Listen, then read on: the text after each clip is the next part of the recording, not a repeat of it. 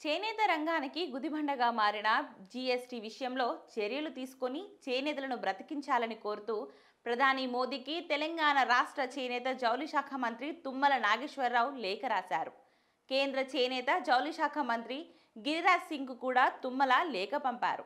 ఇక చేనేత ఉత్పత్తులపై వెంటనే జీఎస్టీ తొలగించాలని లేఖ పంపారు. ఇక తెలంగాణ రాష్ట్ర హస్తకళల పరిశ్రమకు ఊపిరి లాంటి చేనేత రంగం చేనేత ఉత్పత్తులపై కేంద్ర ప్రభుత్వం విధించిన 5% జీఎస్టీతో ప్రస్తుతం ఆ రంగం తీవ్రమైన సమస్యలు ఎదుర్కొంటోందని లేఖలో ప్రధాని కేంద్ర మంత్రి దృష్టికి తీసుకెళ్లారు. వ్యవసాయం తర్వాత ఎక్కువ మందికి ఉపాధి కలిగించే ఈ రంగం ప్రత్యేకించి గ్రామీణ ప్రాంతాలలో వేలాది మంది కార్మికులకు జీవనాధారమైంది.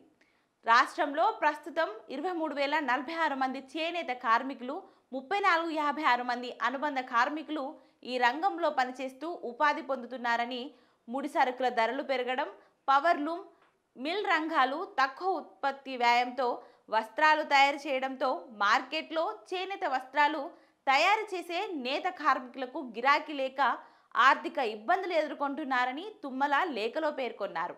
దీనికి తోడు 5% జీఎస్టీ విధించడం వల్ల చేనేత ఉత్పత్తుల ధరలు పెరిగి వినియోగం తగ్గిపోతుంది. కార్మికుల జీవనాధారం సంక్షోభంలో పడిపోతుంది.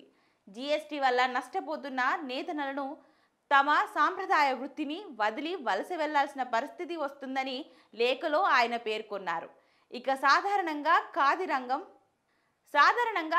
రంగం, చేనేత రంగం రెండు సహజ సిద్ధమైన గ్రామీణ పరిశ్రమలుగా ఒకే విధంగా ఉన్నప్పటికీ ఖాదీ ఉత్పత్తులపై జీఎస్టీ మినహాయింపు ఉండగా చేనేత ఉత్పత్తులపై 5% జీఎస్టీ కొనసాగించడం అన్యాయం. రాష్ట్రంలో చేనేత సహకార సంఘాలు, ఉత్పత్తిదారుల సంఘాలు, కార్మికులు ఈ పన్నును వ్యతిరేకిస్తూ నిరసనలు వ్యక్తం చేస్తున్నాయి.